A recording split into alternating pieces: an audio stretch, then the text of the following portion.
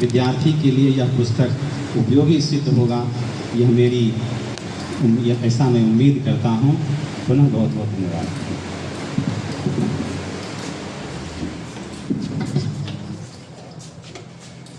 अब मैं आमंत्रित करना चाहता हूं मंच पर मणिभूषण वर्मा जी से, और उनसे भी यही अनुरोध होगा कि आकर विभीषण जी को कम शब्दों में अपना आशीर्वाद दें। हालांकि हमें पता है कि आप सुबह से इस किताब का अध्ययन कर रहे हैं, लेकिन समय की कमी है, बहुत कम शब्दों में अपनी बात रखेंगे। आदरणीय मणिभूषण वर्मा।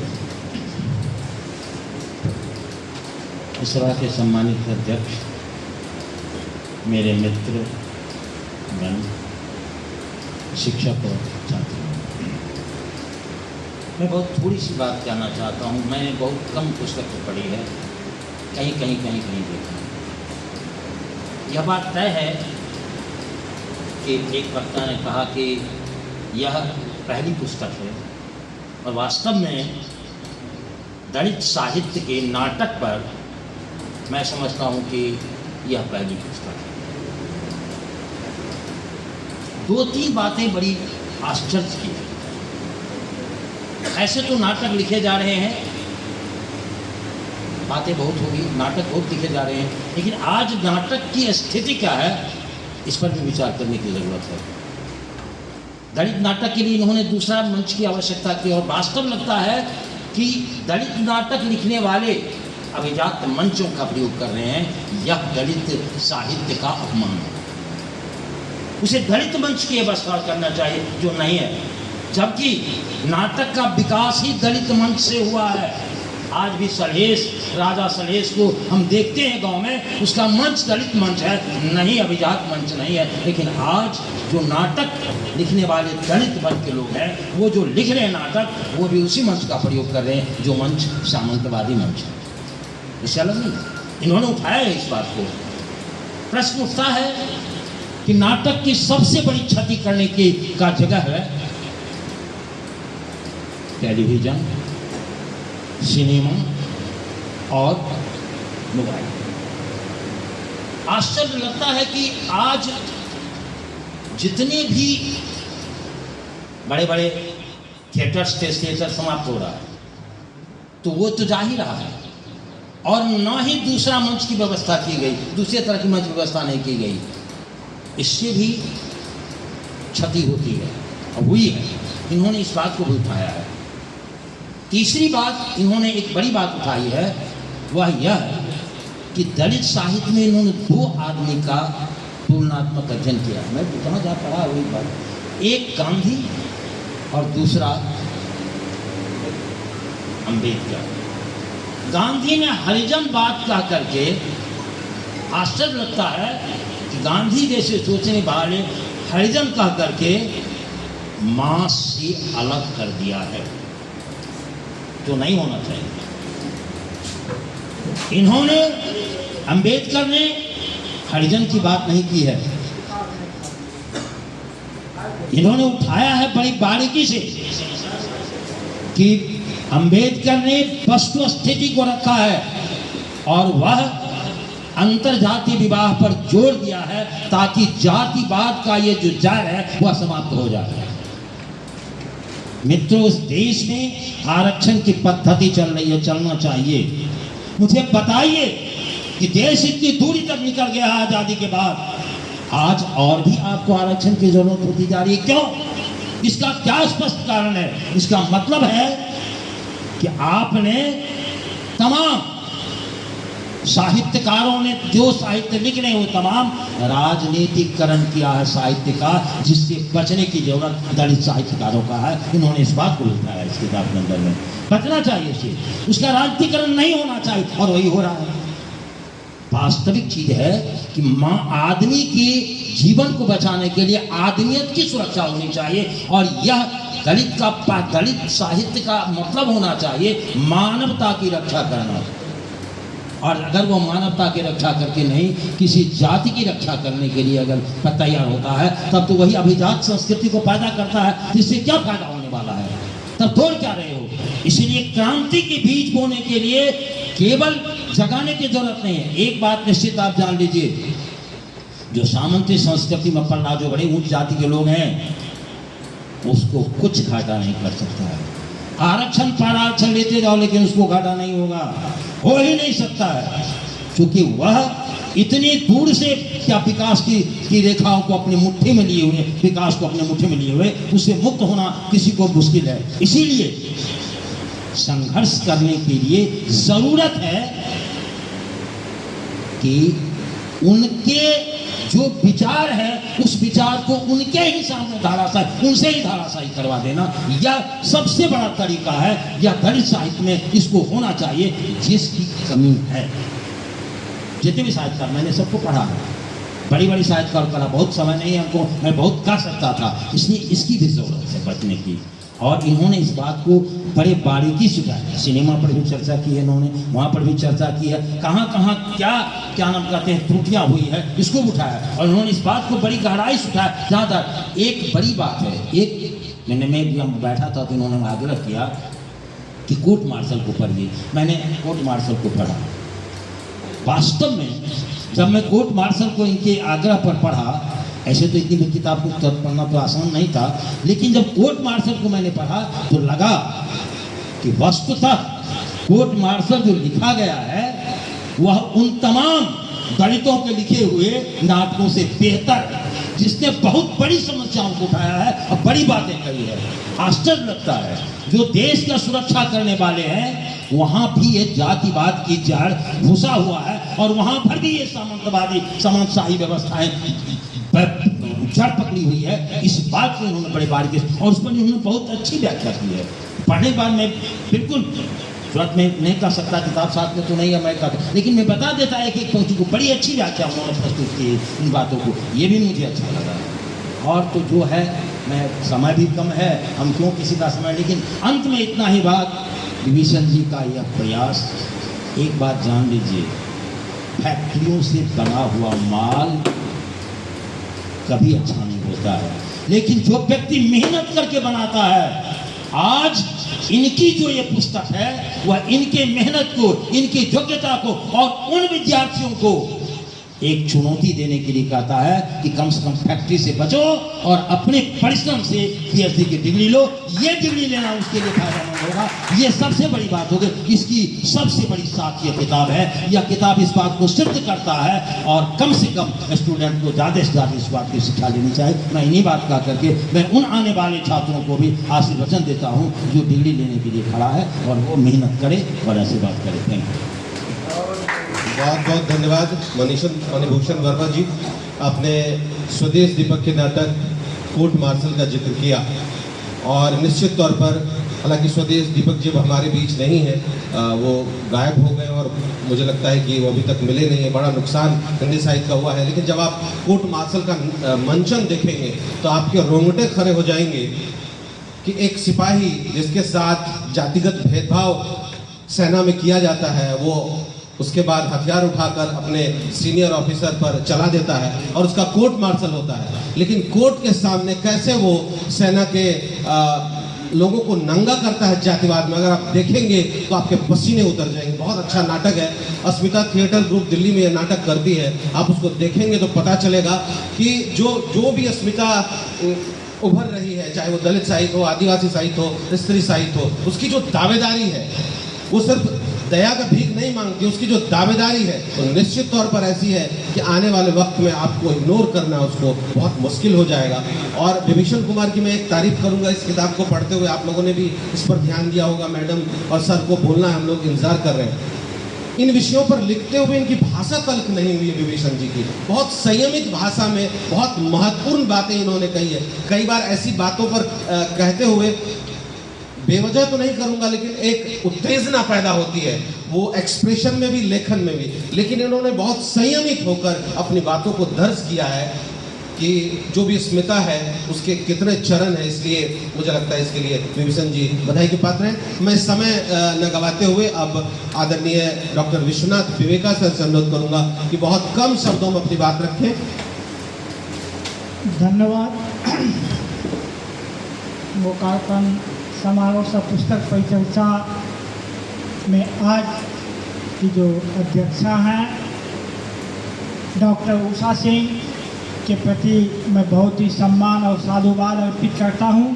जिन्होंने अपनी ममतामयी बात क्षमता से हिंदी साहित्य को इस तरह से सीखने का काम किया है।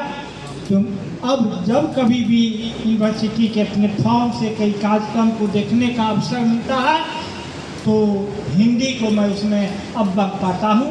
यह इन लोगों की विशेषता है। हिंदी के सारे विद्वान यहाँ बैठे हुए हैं। मैं तो अंग्रेजी साहित्य का शिक्षक हूँ, लेकिन हिंदी समझने मुझे आता है, बुझने आता है, यह मैं दावा कर सकता हूँ। अभी मंच पर विश्व पितामह हिंदी के विनय बाबू और कहिए तो महाभारत के कर्णरूपी हिंदी के बहुत बड़े योद्धा कश्यप जी, और फिर इसको सारे चीज़ों को आयाम देने के लिए हमारे अनुज सुधांशु जी जो इसको मंच प्रोवाइड करते हैं, और फिर मीडिया तक जाकर प्रचार प्रसार भी बहुत सुंदर ढंग से करते रहते हैं। और इस आधार पर लगता है कि मेरा BN मंडल विश्वविद्यालय अभी कार्यक्रमों के ही दौर से गुजर रहा है। विभीषण जी को धन्यवाद देने के लिए ही मैं यहाँ आया हूँ। मुझे अभी भी किताब मिली है, मैं पढ़ा नहीं हूँ, इसलिए उसकी व्याख्या आलोचना करना चाहता भी नहीं और करने की क्षमता भी नहीं है। विगत 15 वर्षों से मैं विश्वविद्यालय के संचिकाओं में उलझा रहा। इधर कुछ 2 महीने से मौका मिला है बच्चों के बीच रहने का, और उस दौरान जितने भी भाइवाभूष PhD के हुए हैं वहाँ भी मैं शिरकत करता रहता हूँ। चाहे जिन विषयों में हो, आमंत्रण मिलता है तो मैं वहाँ जाता रहता हूँ। और यह मेरा सौभाग्य था कि जिस दिन डॉक्टर भीषण का भाइवाभूषी एग्जाम था, मुझे भी अनुज मित्र डॉक्टर कश्यप जी के सौजन्य से मुझे वहाँ जाने का सौभाग्य मिला। और वर्षों के बाद जो मैंने भाइवाभूषी एग्जाम देखा था और जिसमें डॉक्टर विभीषण की उपस्थिति मैंने देखी थी, और फिर उनके द्वारा दिए गए जवाब जो वहाँ एक्सटर्नल को दिया जा रहा था, तो मुझे इसका एहसास हुआ कि यही भाइवाभूषी एग्जाम है PhD के लिए, और जिसको सही सलामत ढंग से डॉक्टर विभीषण ने पूरे तन्मयता के साथ पूरा किया था। उसी दिन डॉक्टर विभीषण की प्रतिभा का मुझे एहसास हुआ और लगा।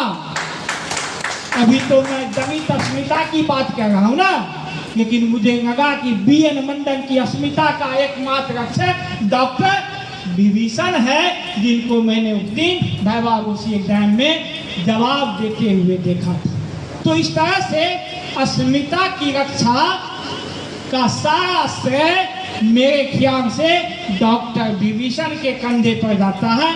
और वह विभीषण जो मुझे बहुत खोज के बाद, वहाँ तो लंका में संजोग से एक थे, मधेपुरा में मुझे एक मिला, वह है डॉक्टर विभीषण। अस्मिता की बात को मैंने उसी दिन देखा कि BN मंडल की अस्मिता की रक्षा कैसे एक छात्र अपनी मेहनत और त्याग तपस्या से कर पाता है। विशेष बातें मैं नहीं कहूँगा, मैं बहुत बहुत धन्यवाद डॉक्टर विभीषण को दूंगा। और मैं यह महसूस कर रहा हूँ कि जिन दिनों से नए साहित्यकारों का उद्भव हुआ है BN मंडल विश्वविद्यालय में, हमारे अनुज जयंत जी हैं या डॉक्टर मुन्ना हो या ऐसे तमाम जो यहाँ आए हैं विश्वविद्यालय में, उन दिनों से हिंदी की एक्टिविटी काफ़ी प्रखर हो गई है और लगता है कि यह विश्वविद्यालय भी हिंदी के लिए बहुत ही ऊपर नाम कमाएगा और बहुत दूरी तक जाएगा। यह शुभकामना के साथ मुझे 2 मिनट ही कहने के लिए कहा गया है, और अधिक मैं कहने की क्षमता भी नहीं है क्योंकि मैंने उस किताब को पढ़ा भी नहीं। लेकिन भाइवाभूषी एग्जाम्स में जब मैंने उनके द्वारा सुना तो मुझे लगा कि कोई स्कॉलर है जो एक्सटर्नल के मुंह को चुप करा सकता है। इन्हीं शब्दों के साथ तमाम साहित्यकारों को बहुत बहुत मैं धन्यवाद देता हूँ, उन्हें सम्मान करता हूँ, विद्वान श्रोताओं को भी सम्मान करता हूँ और नई पीढ़ी को मैं शुभकामना देता हूँ। जो आप भी हमारी अस्मिता की रक्षा के लिए, दलित अस्मिता की रक्षा तो हम बाद में कहेंगे, लेकिन हमारी अस्मिता, बीएन मंडल की अस्मिता की रक्षा के लिए आप डॉक्टर विभीषण बने, इसी शुभकामना के साथ मैं अपनी बात समाप्त करता हूँ। बहुत बहुत धन्यवाद डॉक्टर विश्वनाथ विवेका जी। हमारे बीच शोधार्थी और छात्र नेता निशांत जी भी, उनका भी बहुत बहुत स्वागत। माधव जी भी देर से पहुंचे, उनका भी बहुत बहुत स्वागत। और अब हम लोग सीधे अपने विशिष्ट अतिथि, जिनको विश्वनाथ विवेका जी ने कहा भीष्म पितामह, विनय कुमार चौधरी जी, जिनकी वजह से हिंदी विभाग उपेंद्र नारायण मंडल विश्वविद्यालय को हम लोग देश के फलक पर जानते हैं। चाहे उषा सिन्हा हो, चौधरी जी हो, कश्यप जी हो, ये तीन ऐसे विद्वान हैं, इनकी ऐसी डिग्री है जिनकी वजह से पूरे बिहार में, पूरे भारत में हमारे हिंदी विभाग को जाना जाता है। ऐसे भीष्म पितामह प्रोफेसर विनय कुमार चौधरी सर को मैं मंच पे आमंत्रित करता हूं। और आपको ये भी नहीं कह सकता हूं कि 2 मिनट में अपनी बात रखें, 10-15 मिनट के अंदर अपनी बात को आप समाप्त कर देंगे तो बाकी वक्ताओं को भी बोलने में आसानी होगी। Professor doctor Vinay Kumar Chaudhary. दलित अस्मिता पर मेरी 4 पंक्ति मैं भूल गया था कहना, इसलिए मैं आपको सुना देता हूँ, तब मैं विनय बाबू को माइक दूंगा। बचना है भूचाल से अगर, बचना है भूचाल से अगर, तो आने दो चांद को विमुक्त होकर धरती पर। बचना है भूचाल से अगर, तो आने दो चांद को इस धरती पर, विमुक्त होकर धरती पर, और फैलाने दो अपनी ज्योति प्रभा घर घर, नहर नहर से डगर डगर तक। मेरा दलित मंचासीन अध्यक्ष डॉक्टर उषा सिन्हा, अन्य मित्रगण एवं प्रसार में बैठे पीएचडी होल्डर, शोधार्थी एवं विभीषण के आत्मीयजन, आज हम केवल और केवल विभीषण जी को आशीर्वाद देने के लिए आए हैं, पुस्तक का मूल्यांकन करने के लिए नहीं। एक कवि की पंक्ति है कि आशिक का जनाजा है, जरा जरा झूम से निकले, मासूक के कुचे से जरा धूम से निकले। यह मधेपुरा की धरती पर दूसरा लोकार्पण समारोह है। प्रथम मणिभूषण वर्मा जी ने एक किताब के लोकार्पण में करीब 60,000 रुपये खर्च किए थे, और विभीषण जी ने भी अपनी जेब की श्रद्धांजलि दी है। और इतने कम समय में 2 महीने पहले इनका मौखिकी का कार्यक्रम हुआ, उसमें भी वही आशिक का जनाजा था, और फिर यह इतनी जल्दी और संशोधित रूप में, ऐसा नहीं कि थीसिस को हूबहू इन्होंने पुस्तकाकार रूप दिया होगा। अब है कि इनको भी बधाई, इनके निदेशक को भी बधाई, लेकिन कभी हमने लिखा था मधेपुरा के छात्रों शोधार्थियों पर 3 दशक पहले कि ऐ शहरे मधेपुरा, तेरा दुनिया में नाम है, तुम डिग्री लोभियों के लिए पुण्य धाम है। हमारी इस पुरानी धारणा को ध्वस्त कर दिया विभीषण जी ने, और जैसे इस पुस्तक के माध्यम से बुजुर्ग पीढ़ी को एक चुनौती दी है कि तूने जो जो किया उसे मैं भी दिखला सकता हूँ, चाहे तो कुछ नई कलाएं भी सिखला सकता हूँ। एक रचनाधर्मी व्यक्तित्व है विभीषण, और यह आयोजन उनके आत्मविश्वास का, उनकी मौलिकता का स्वतः एक प्रमाण पत्र है। हमारे बीच और विश्वविद्यालय स्तर पर ढेर सारे प्रोफेसर हैं, उसमें उनके निदेशक भी हैं, जिनका शोध ग्रंथ अभी तक नहीं छपा, और या तो वह अपनी प्रासंगिकता खो चुका, उतना मौलिक नहीं हुआ, और नए शोधार्थी तो ज़्यादातर नकल के राही हैं। शोध की एक परिभाषा भी है, कट एंड पेस्ट, काटो और साटो। लेकिन विभीषण जी ने केवल विवेकहीन ढंग से काटने साटने का काम नहीं किया है, बड़े ही तर्क संगत ढंग से, सुव्यवस्थित ढंग से, सुविचारित ढंग से अपनी बातों को रखा। 40 साल पहले हमने एक शोध ग्रंथ देखा था, हमारे ही टीएनबी के गुरुदेव का था। 4 पंक्ति अपनी बात होती थी और 15 ठो रेफरेंस होता था, और मैं बहुत वह देख कर ऊब गया कि यह अपनी बात कहाँ है, झाड़ पोछ कर भी अपनी बात कहाँ है। तो मैंने अपने शोध में रेफरेंस को कम से कम दिया, और फिर रेफरेंस भी जहाँ उचित हो, संदर्भ की जहाँ मांग हो, वहीं रेफरेंस का उपयोग किया जाना एक सच्चे शोधार्थी का धर्म है। यह पुस्तक जो सामने आई, अभी अभी हम लोगों ने लोकार्पित की है, बड़े ही सज धज के साथ मैं प्रशंसा करता हूँ। इसकी सबसे अधिक प्रशंसा शुद्धता को लेकर, बाह्य कलेवर कलात्मकता को लेकर, और विषय की वस्तु की मौलिकता को लेकर। यद्यपि इसी विश्वविद्यालय में हिंदी विभाग में करीब दर्जन भर दलित साहित्य पर काम हो चुके हैं, लेकिन किसी की किताब छपी नहीं, और या तो मौलिकता का अभाव होगा, और फिर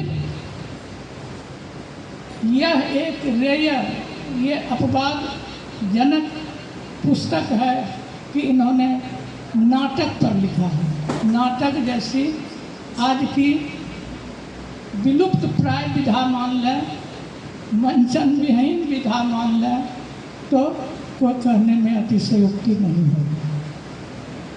नाटक लेखन अपने आप में दुरूह कार्य है, और लेखक का मूल काम है लिखना। उसी में उसका आत्मसंघर्ष बोलता है, और मंचन एक अलग संदर्भ है। हिंदी साहित्य के 1000 वर्ष के इतिहास में कबीर की उपेक्षा होती रही, और फिर हजारी प्रसाद द्विवेदी ने 6 वर्षों की प्रतीक्षा के बाद उन्हें हाशिए से मुख्य पृष्ठ पर लाया, और कबीर पर एक मौलिक ग्रंथ की रचना की, पूरी आत्मीयता के साथ, ब्राह्मणवादी पूर्वाग्रह से मुक्त होकर। और उसी को दूसरी परंपरा की खोज नामवर सिंह ने, और उस परंपरा को बढ़ाया चौथीराम यादव ने, लोक और वेद और अन्य ग्रंथों के लेखन द्वारा। इस पुस्तक का जो शीर्षक है, मेरी दृष्टि में थोड़ा सा दोष है कि इसका उत्तर पक्ष पहले होना चाहिए और पूर्व पक्ष बाद में। यह पाठकीय दृष्टि से, प्रसार की दृष्टि से अधिक बेहतर होता, क्योंकि भीतर का लेखन तो ठीक है, उसी क्रम में इन्होंने दलित साहित्य की अवधारणा वगैरह को रेखांकित किया है, विश्लेषित किया है, स्वरूप को निर्धारित किया है। लेकिन यह जो मैं सुझाव के बतौर कह रहा, तो वह दलित संदर्भ को एक व्यापक संदर्भ रखता है, साहित्य की सभी विधाओं के लिए उसकी व्याप्ति है। अतः अधिक पाठक वर्ग आकर्षित होते। अब जहाँ तक बात है इस पुस्तक के प्रतिपादन की, मैंने अगर नाट्य विधा में सबसे अधिक पढ़ा किसी को तो वह मोहन राकेश को। हर लेखक, मैं थोड़ा सा इतर कहना चाहूँगा, क्योंकि विभीषण जी केवल शोधकर्ता ही नहीं रचना धर्मी भी हैं, तो मोहन राकेश का जो लेखकीय आत्मसंघर्ष है, 26 वर्षों में उन्होंने लहरों के राजहंस नाटक को पूर्णता प्रदान की और फिर भी वे संतुष्ट नहीं रहे। यह स्वाभाविक है कि जो जिस वर्ग का होता है उसके ही चरित्र, उसकी ही कथा वस्तु विषय बनती है, और इसमें कोई आश्चर्य नहीं है कि अगर दलित लेखक हैं, उन्होंने दलित नाटक लिखा तो कोई अनहोनी काम किया, ऐसा नहीं है। देखना यह है साहित्य का जो मूल धर्म है समाज को जोड़ने का, उस धर्म का निर्वाह वह कहाँ कितना कर रहा है।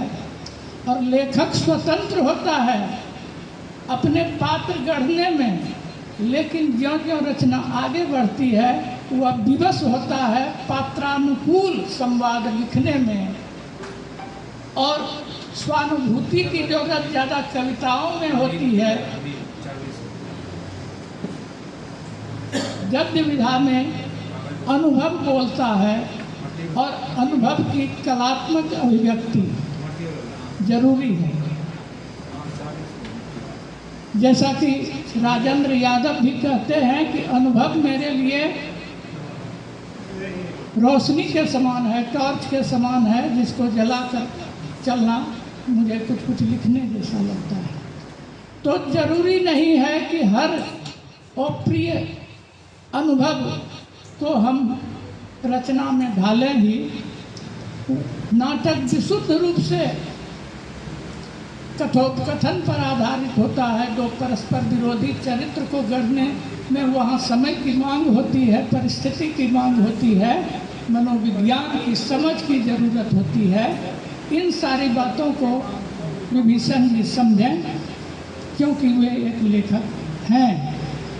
और फिर जब दलित का साहित्य है, आज दलित और ललित का जो विभेद हो गया है वर्तमान दौर में, 70 के बाद के दशक में जो राजेंद्र यादव द्वारा हंस पत्रिकाओं द्वारा जो ज़्यादा स्थापित करने का काम हुआ, हंस पत्रिका की दलित साहित्य में भूमिका पर भी मैंने शोध की जांच की, नुक्कड़ नाटक पर भी जांच की। स्वाभाविक है जब विषय बदलेगा, उसका जो नाटक कला की दृष्टि से उसका मापदंड बदलेगा, संवाद बदलेगा, नफरत और घृणा जनक शब्द आएंगे। वह बहुत विचारणीय नहीं है। विचारणीय यह है कि हम कितना जोड़ पाते हैं समाज को। मैं इस अप्रासंगिक विमर्श में भी नहीं पढ़ना चाहूँगा। मैं आज विशुद्ध रूप से विभीषण जी को यह आशीर्वाद देना चाहता हूँ कि यह तो आपका लेखकीय दुनिया में पहला कदम है। आप निरंतर आगे बढ़ते रहें, नई नई रचनाओं को प्रकाशन धरातल पर लाएं। और मेरी एक छोटी कविता है कि जो छपता है वही खपता है और उसी को जमाना जपता है। विभीषण जी को बहुत बहुत बधाई। हालांकि बहुत बहुत धन्यवाद सर। जिस तरह की वक्तव्य की उम्मीद हम लोग कर रहे थे कि विषय केंद्रित होकर आप अपनी बात रखेंगे, बहुत कम समय में आपने अपनी बात रखी। हालांकि अब professor doctor Usha Sinha ma'am को बोलना है, लेकिन उससे पहले में जो लेखक है विभीषण जी, उनका जो इस रचना प्रक्रिया में उनका जो आत्मसंघर्ष रहा है वो कम शब्दों में हम लोगों के बीच रखें और उसके बाद अध्यक्ष अपनी बात रखेंगे। डॉक्टर विभीषण कुमार।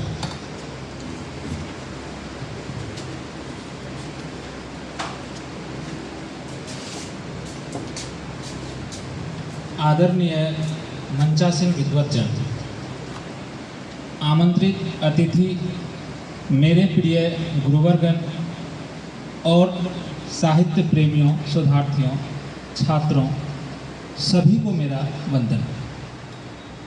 आज बहुत हर्ष का विषय है कि मेरी पहली पुस्तक, आलोचनात्मक पुस्तक हिंदी नाटकों में दलित अस्मिता का लोकार्पण समारोह सह पुस्तक परिचर्चा का आयोजन हो रहा है।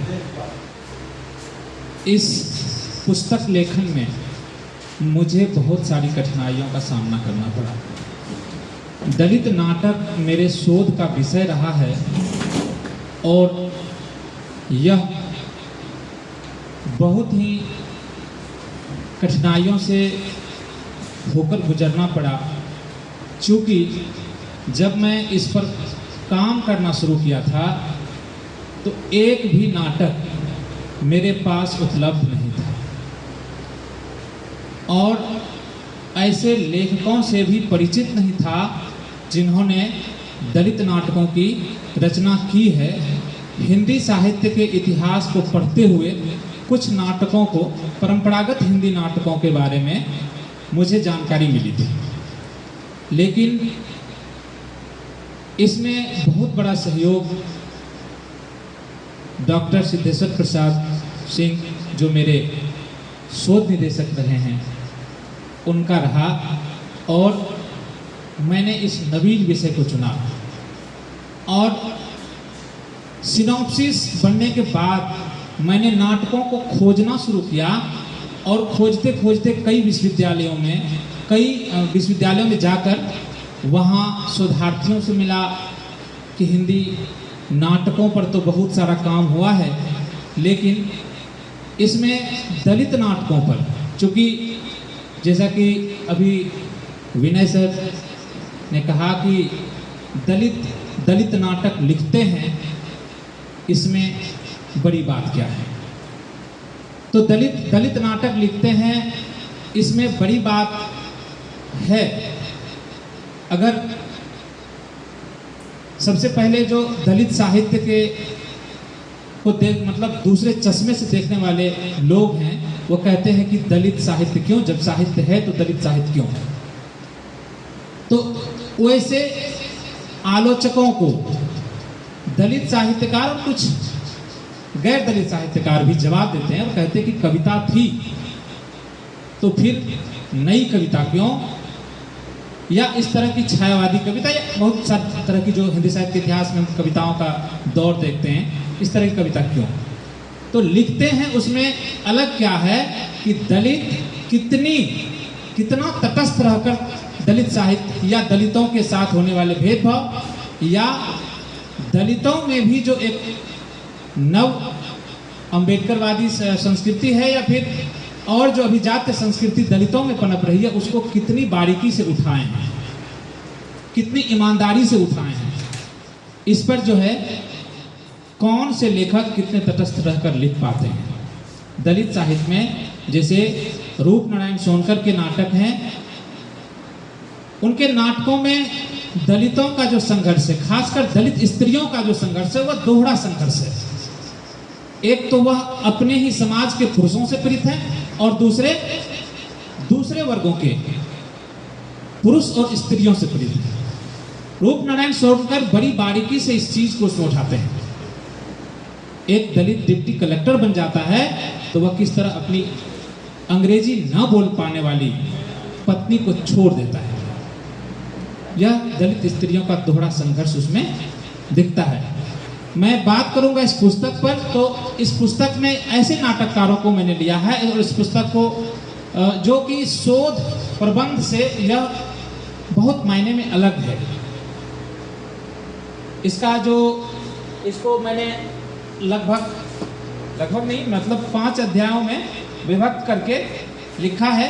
पहला अध्याय जैसा कि जयेंद्र भैया बता रहे थे कि यह दलित अस्मिता से जुड़े हुए सारे सवालों को, मतलब किन किन विचारधारा का प्रभाव दलित अस्मिता को उभारने में है, इन तमाम बिंदुओं पर मैंने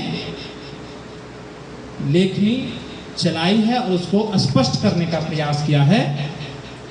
यह पहला अध्याय जो दलित अस्मिता एक वैचारिक विश्लेषण, किस तरह इसके पीछे अम्बेडकरवादी विचारधारा का, गांधीवादी विचारधारा का, या फिर स्वच्छंदतावाद का, या फिर सबाल्टर्न का सिद्धांत आदि कई सिद्धांतों को लेकर यह दलित अस्मिता चलती है, इसको मैंने इस प्रथम अध्याय में स्पष्ट किया है।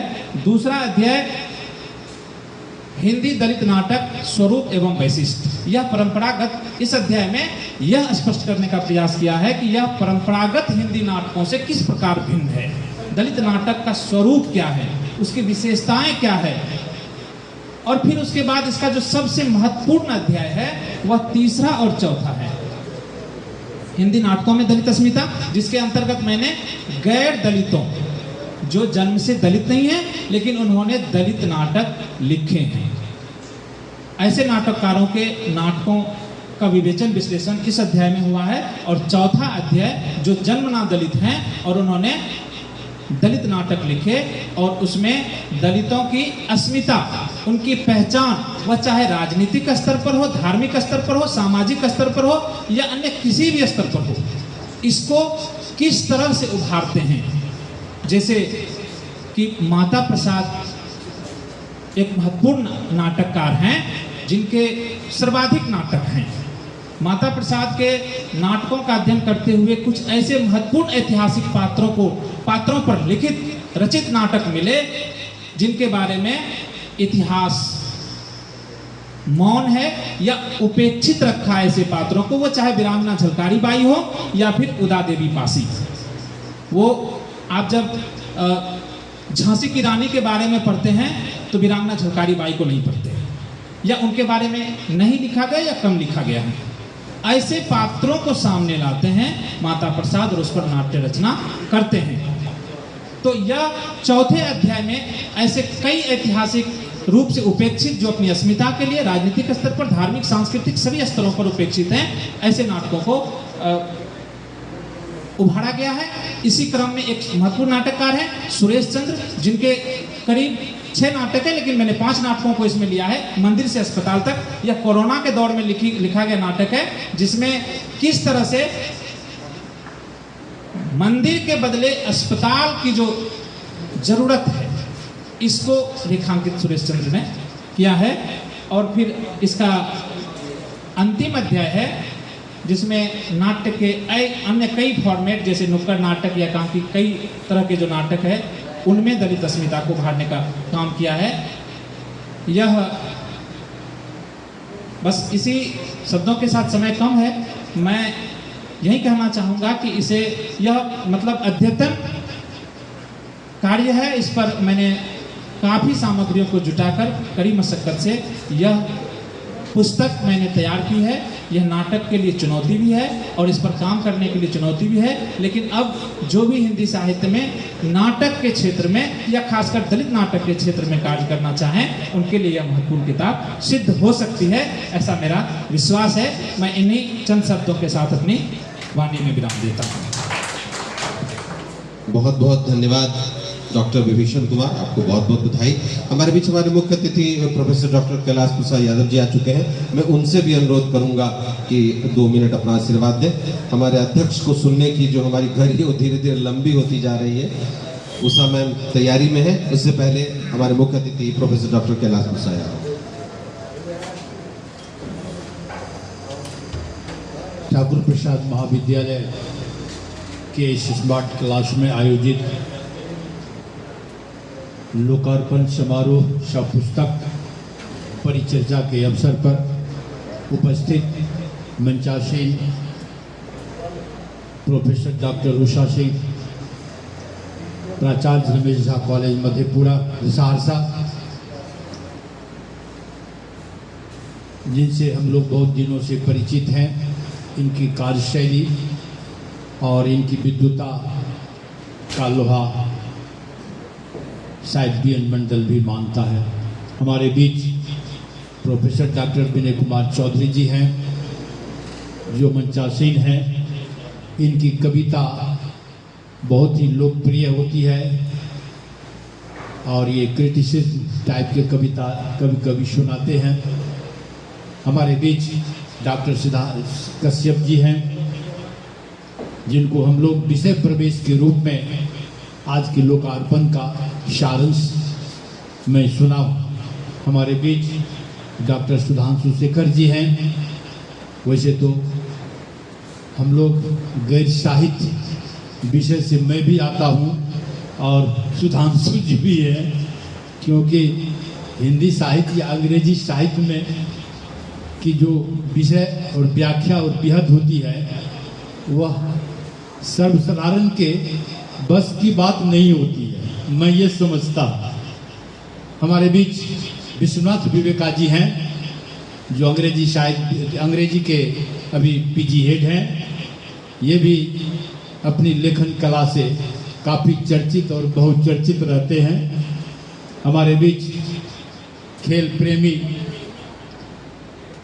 मौजूद हैं। जैनेन्द्र जी सभागार में उपस्थित समाजशास्त्र विभाग के विभागाध्यक्ष, बहुत ही लोकप्रिय अध्यक्ष हैं और बहुत ही तन्मयता से किसी भी काम को ये अंजाम देते हैं। सभागार में उपस्थित प्रतिष्ठित जन, शोधार्थी, छात्र एवं छात्राओं, आज इस महाविद्यालय को इस परिचर्चा में एक गवाह के रूप में मौजूद रहने का मौका मिला। निश्चित रूप से अभी के समय में नाटक जहाँ न जाए रवि वहाँ जाए कवि, जहाँ पर सूरज की रोशनी नहीं जा सकती है उसको छेद करते हुए अंतर मन में या समाज, परिवार, देश, किसी भी प्रकार की परिस्थितियों में नाटक के माध्यम से, कविता के माध्यम से और कहानी के माध्यम से किसी भी विषय पर निश्चित रूप से हिंदी साहित्य के विद्वान के द्वारा बहुत ही गहराई से अपनी भावनाओं का प्रोजेक्शन कर पाते हैं। मैं मनोविज्ञान का छात्र रहा हूँ। मैं इसको इस रूप में लेता हूँ कि जब अंतर मन से, अंतर आत्मा से कोई कहानी लिखी जाती है, कोई पद लिखे जाते हैं या कोई नाटक लिखे जाते हैं, तो निश्चित रूप से वह समाज का सही चित्रण प्रस्तुत करने में सक्षम होता है। अभी के दौर में नाटक की और कहानी और इस प्रकार के प्रसंग को की थोड़ी कम हो गई है महत्व, क्योंकि अभी के युग में मोबाइल, टीवी और अनेक प्रकार के ऐसे हमारे बीच संसाधन हैं जिसके माध्यम से हमें छोटे बड़े विभिन्न प्रकार के घटनाओं और इस सब के हमका अनुभव होता है। लेकिन एक समय था जब हम लोग बचपन में भी कहीं कहीं किसी कार्यक्रम में नाटक हुआ करता था और नाटक में बड़े ही मार्मिक ढंग से विभिन्न प्रकार के कलाकार, चाहे वो रामलीला हो या चाहे विभिन्न प्रकार के सत्य हरिश्चंद्र पर आधारित नाटक होता था, उस समय हम लोग उसका बड़े ही मोहक ढंग से उसका हम लोग अनुश्रवण करते थे। तो मित्रों, आज के दिन विभीषण, डॉक्टर विभीषण के कुमार के द्वारा जो पुस्तक के लिखित द्वारा का विमोचन हुआ है, मैं इन्हें बहुत बहुत साधुवाद देता हूं और मैं इनके उज्जवल भविष्य की कामना भी करता हूं। मैं अधिक समय नहीं लूँगा, इसीलिए मैं अपनी वाणी को यहीं विराम देता हूं। आज के कार्यक्रम में आप लोगों ने शिरकत किया, बड़े ही धैर्य से इस गर्मी में पंखा और एसी के बावजूद भी आप लोग बैठे हुए हैं, इसके लिए आप लोगों को बहुत बहुत धन्यवाद।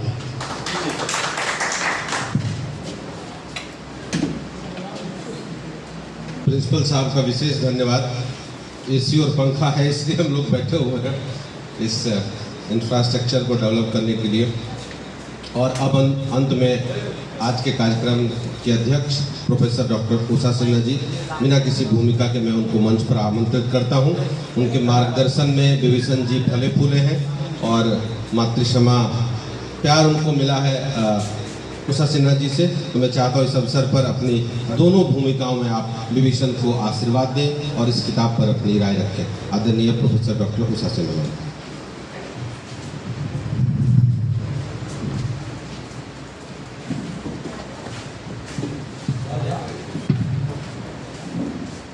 बहुत बहुत धन्यवाद जैनेन्द्र जी।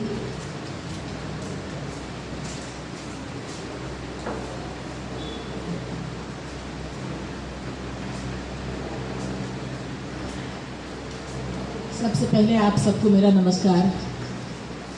बहुत देर से मैं सबको सुन रही थी और अचानक से मुझे लगने लगा कि सब कुछ पर तो चर्चा हो गई, सबने सब कुछ कह दिया, अब मैं क्या बोलूँगी अंत में। खैर, आज डॉक्टर विभीषण कुमार द्वारा लिखित हिंदी नाटकों में दलित अस्मिता का लोकार्पण समारोह सह पुस्तक चर्चा है। बहुत ही सुखद दिन है, सुखद पल है, सुखद क्षण है। हम जितने भी शिक्षक हैं इस पल का इंतजार करते रहते हैं। जो छात्र हमारे हैं, शोधार्थी हैं, वो कब हमें यह पल दें। इस समारोह में उपस्थित टीपी कॉलेज मधेपुरा के प्रधानाचार्य, जो मुख्य अतिथि हैं समारोह के, प्रोफेसर डॉक्टर कैलाश प्रसाद यादव जी, साथ ही मुख्य वक्ता जो डॉक्टर विभीषण कुमार के शोध के छात्र पर्यवेक्षक रह चुके हैं, डॉक्टर सिद्धेश्वर प्रसाद सिंह, स्नातकोत्तर हिंदी विभाग पीजी सेंटर सहरसा में कार्यरत है।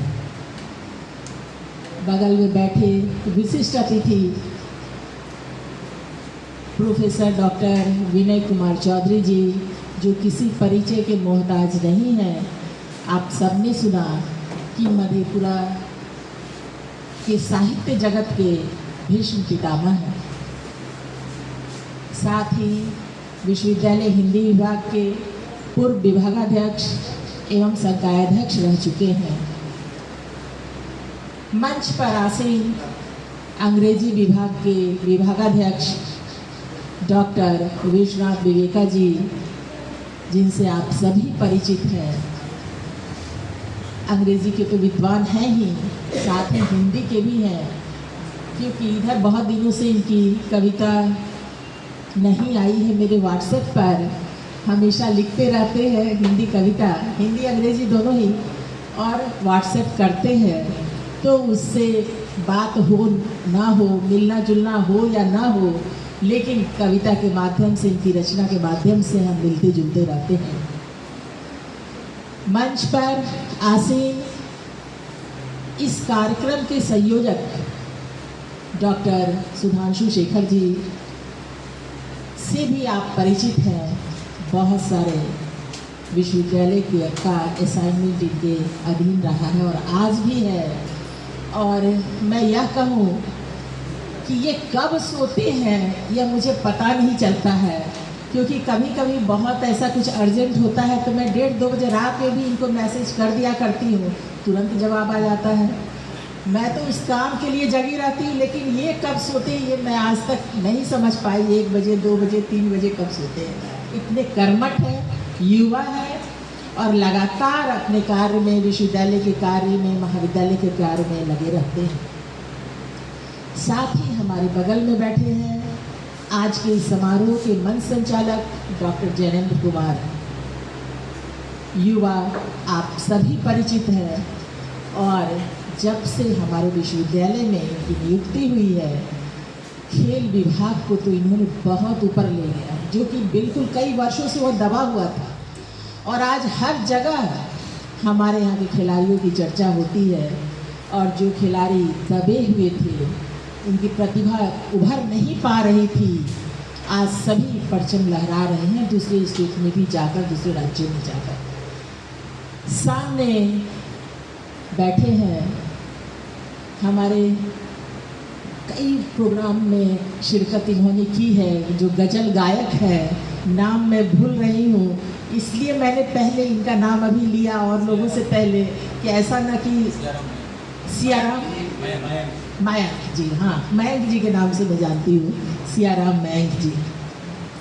साथ ही सामने बैठे हैं समाजशास्त्र विभाग के विभागाध्यक्ष डॉक्टर राणा सुनील कुमार जी, श्री मुन्ना कुमार जी जो सहायक प्राध्यापक हैं वर्षा कॉलेज में, और हमारे विभाग में उन्होंने कई बार कक्षाएं ली हैं, विद्यासागर जी हैं हिंदी के, और साथ ही दूसरे विषय के भी शोधार्थी प्राध्यापक सभी बैठे हैं। और हिंदी के तो मधेपुरा के जाने माने साहित्यकार श्री मणिभूषण वर्मा जी हैं हमारे समक्ष, साथ ही माधव जी हैं, रंजन जी हैं, जो रंजन जी अब शायद टीपी कॉलेज में ही सहायक प्राध्यापक हैं बीएड में, और पीछे रुपेश हैं, सारे शोधार्थी भरे पड़े हैं। आज बहुत अच्छा लग रहा है इसलिए भी कि इस समारोह के बहाने सबसे मुलाकात भी हो रही है। और विभीषण जी तो हमारे सामने बैठे हैं, बहुत मेहनती, बहुत कर्मठ। सबसे पहले मैं इन्हें ढेर सारी शुभकामनाएं देती हूँ, आगे के लिए बधाई देती हूँ, और बहुत सारा आशीर्वाद कि इन्होंने कर दिखाया कि अभी जिस तरीके से शोध हो रहे हैं उससे बिल्कुल अलग हटके। मैं जब से मधेपुरा आई यहाँ के हिंदी विभाग में, तो हमेशा बच्चों को, शोधार्थियों को यह प्रेरित किया इन सब को कि खुद से लिखो, खुद से लिखने पर कुछ भी लिखोगे मौलिक होगा। और बहुत सारे छात्र छात्राओं ने, शोधार्थियों ने पहल भी की है, लिख रहे हैं, लिखा है, अपना शोध कार्य किया है। और विभीषण जी तो अभी सबके सामने प्रेरणा स्रोत के रूप में हमारे सामने सभागार में उपस्थित शोधार्थियों, छात्रों, छात्राओं, आप सभी का मैं तहे दिल से विभीषण जी की तरफ से हार्दिक स्वागत, अभिनंदन करती हूँ। और विभीषण जी को हमने कुछ किया नहीं, हम लोगों ने, जितने भी गुरुजन हैं, सिर्फ इनकी मेधा को देखकर, इनकी लगन को देखकर, बीच बीच में जैसे बजरंगबली को भी शक्ति का भान कराया जाता है ना, तो बस उस शक्ति का भान हम लोगों ने कराया और वह उभर कर हम सब के सामने आए हैं। और छात्रों के लिए तो प्रेरणा स्रोत है ही, साथ ही हम शिक्षकों के लिए भी प्रेरणा स्रोत है। आप पूछेंगे कैसे? तो इस तरह कि हमें भी अब यह अनुभव हो रहा है कि जहां शोध प्रबंध के प्रति बच्चे, हमारे शोधार्थी बहुत सजग नहीं रहते हैं, वही कटिंग पेस्टिंग वाला काम होता है और भी तरह के कार्य होते हैं। लेकिन हमारे लिए ये प्रेरणा स्रोत इस मायने में है कि यदि हम थोड़ी मेहनत कर लें उनके पीछे, तो निश्चित रूप से उनकी प्रतिभा निखर कर हमारे सामने आएगी। कुछ न कुछ हम शिक्षकों में भी ऊर्जा की कमी रही, जो हमने उन्हें प्रेरित करने का कार्य समय पर नहीं किया। और समय पर यदि हम उन्हें करते रहते हैं, जिस समय वे स्नातक में होते हैं, स्नातकोत्तर की पढ़ाई करते रहते हैं, उस समय तक तो उनकी प्रतिभा निखर कर हमारे सामने निश्चित रूप से समय पर आएगी। नाटक, कई विधाएं हैं साहित्य में, उसमें नाटक भी एक विधा है। नाटक को प्राचीन काल में काव्य कहा जाता था। यह श्रव्य और दृश्य दोनों ही है। इसके माध्यम, दूसरी कोई भी विधा के माध्यम ये दोनों नहीं है, मगर इसकी यह विशेषता है, इसकी खासियत है। लेकिन विभीषण जी ने भूमिका में चर्चा की है कि यह विलुप्त होते जा रहा है। क्यों? लोग हल्के फुल्के मनोरंजन के लिए सिनेमा देख लेते हैं, सीरियल देख लेते हैं, यूट्यूब पर बहुत सारे रील्स आते हैं, तो उन सबको देख लेते हैं, मन बहला लेते हैं। नाटक नहीं देखना पसंद करता लोग, और वह भी गंभीर नाटक। ऐसे आपने पढ़ा होगा, जानते भी होंगे कि नाटक का उद्भव जो है वो बड़ा ही रोचक रहा है। कहते हैं जब त्रेता युग में मानव समाज में बहुत सारी विसंगतियां आ गई थी, मानव के बीच ईर्ष्या द्वेष की भावनाएं आ गई थी और आपस में वैमनस्यता बढ़ती जा रही थी, तो उस समय करीब 500 ईस्वी पूर्व से पहली शताब्दी ईस्वी पूर्व के बीच लगभग, तो उस समय देवता बहुत परेशान हुए और देवराजेंद्र ब्रह्मा जी के पास गए और उन्होंने कहा कि भगवान ऐसा साधन, मनोरंजन का ऐसा साधन बताइए जिसमें दृश्य और श्रव्य दोनों ही हो। ब्रह्मा जी ने 5 वेदों की रचना की, 4 वेद की रचना की और पंचम नाट्यशास्त्र की। नाट्यशास्त्र 5वां वेद कहा जाता है। और उन्होंने भरत मुनि को सौंप दिया कि जाओ इसका प्रचार प्रसार करो। और भरत मुनि ने 1200 श्लोक रचे और साथ ही जो नाट्यशास्त्र का 8वां अध्याय है उसमें अभिनय की चर्चा की, उसके प्रकार की चर्चा की, और वहीं से यह नाटक चल पड़ा। तो मनोरंजन के साधन के रूप में यह नाटक हमारे सामने आता है, जैसा कि हमारे प्राचीन ग्रंथ बताते हैं। लेकिन आज मनोरंजन का साधन दूसरा लोग ढूंढ ले रहे हैं। नाटक को देखना नहीं पसंद करते, लिखना नहीं पसंद करते। प्राय सभी वक्ताओं ने कहा कि यह विधा थोड़ी उपेक्षित पड़ गई है, और ऐसी विधा पर डॉक्टर विभीषण कुमार ने लेखनी चलाई। ऐसी विधा में लिखे गए एक खास प्रकार के नाटकों का संग्रहण किया, संकलित किया और उसकी आलोचनात्मक, उस पर आलोचनात्मक समीक्षात्मक पुस्तक तैयार की। यह बड़ा दुरूह कार्य था, लेकिन इन्होंने किया। और जब पूरी पुस्तक, मैं ईमानदारी से कहूँगी कि एक एक पंक्ति अभी मैंने पढ़ी नहीं है, जबकि मैं कोई भी पुस्तक लेती हूँ तो एक एक पंक्ति को पढ़ती हूँ, कहीं कहीं एक पंक्ति, एक अवतरण को कई बार पढ़ती हूँ, जहाँ कुछ लगता है, कुछ गूढ़ है, कुछ रहस्य है, इसको पढ़ने से हो सकता है कुछ और अर्थ निकले, तो मैं बार बार पढ़ती हूँ। लेकिन समय का अभाव रहा इधर, जो नहीं पढ़ी, सालों पांग मैंने उसे देखा है। उस देखने के सिलसिले में जैनंद जी ने भी कहा, विभीषण जी ने भी अपने वक्तव्य में कहा कि 5 अध्याय में यह विभाजित है। 5वें अध्याय में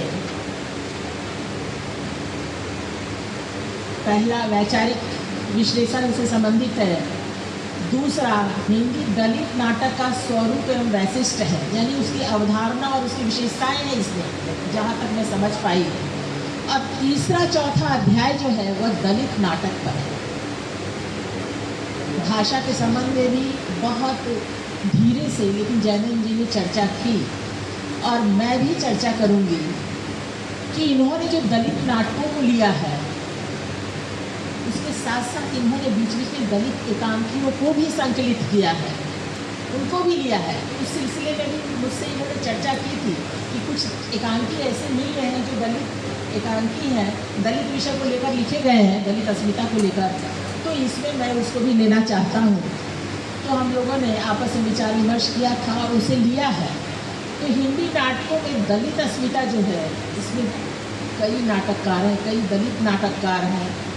जब आप पुस्तक पढ़ेंगे तो एक एक करके उसकी चर्चा करना, और मुझे लगता है सबके धैर्य का बांध भी टूट जाएगा, क्योंकि अध्यक्षीय भाषण जो होता है लास्ट में होता है और अध्यक्ष सुनते सुनते बहुत सारी बातें आती है जिसे वह कहना चाहता है, कुछ अपनी बात भी, कुछ आपकी ओर से जो बातें आती हैं मैं संक्षेप में ही कहूँगी, लेकिन इनकी भाषा पर जो पकड़ है उसे मैं एक अवतरण पढ़ के आप लोगों को सुनाना जरूर चाहूँगी।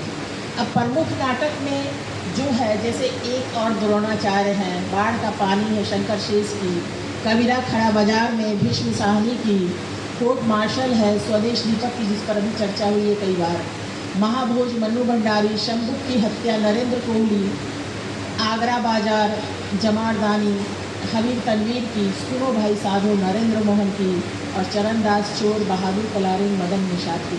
इसके अलावे बहुत सारे नाटक हैं जिसे इन्होंने इसमें रखा है, लेकिन इनकी जो भाषा है, भाषा पर जो पकड़ है वह देखिए कितनी सदी की भाषा है। उम्र भी अनुभव में मायने रखता है और इतनी कम उम्र में आलोचनात्मक पुस्तक लिखना और बहुत सधी अंदाज में। अब देखिए, यदि आप राम कथा पर कुछ लिखने के लिए बैठेंगे तो पहले जितना कह लें कि हाँ इस पर इन चीज़ों को तो लिखना ही है, रखना ही है, लेकिन जब लेखनी आप हाथ में लेंगे तो हाथ कांपने लगती है। क्या लिखूं, क्या अंतर करूं, महसूस कर रहा हूं, कर रही हूं। चर्चा होती है, टेबल टॉक होता है, लेकिन जब लेखनी हाथ में आती है तो लेखनी काम नहीं करती है। मन की जो बात है वह हृदय तक पहुंच जाती है और हृदय इसकी गवाही नहीं देता है और हाथ कांपने लगते हैं। उसी तरह मैं समझती हूँ कि दलित साहित्य, चाहे वह नाटक हो, चाहे कहानी हो, चाहे उपन्यास हो, इन पर लिखने में भी बहुत सोच विचार की ज़रूरत पड़ती है कि जो मैं लिख रहा हूँ या लिख रही हूँ, जो आलोचना कर रहा हूँ या कर रही हूँ, यह हमारे सामने जो वर्ग खड़ा है, जो हमसे अपेक्षा रख रहा है, क्या उसकी अपेक्षा पर मैं खड़ा उतरूंगा या उतरूंगी।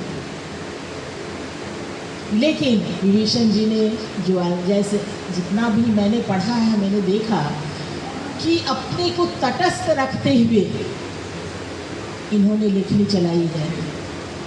एक एक नाटक को, एक एक एकांकी को जो दलित विषय से संबंधित है उसे पढ़ा है और बारीकी से पढ़ा है, क्योंकि मैं विभाग में थी और विभीषण जी भी सुबह 10 बजे 10:30 बजे आते थे, 2-3 वर्ग लिया करते थे और जब तक मैं रहती थी, चाहे वह 5 बज जाए, 6 बज जाए, 5 बजे के पहले तो विभाग से निकलना ही नहीं होता था। ये वहाँ बने रहते थे और इन सब विषयों पर भी चर्चा होती रहती थी। तो उन्होंने वे एक नाटक पढ़ के आते थे, वहाँ डिस्कस करते थे विभाग में, बताते थे इसमें ये है, ऐसे है, ऐसे लिखना है। तो सुनियोजित ढंग से उन्होंने लिखा और बहुत ही संतुलित रूप में और अपने को तटस्थ रखकर, ये बड़ी बात होती है।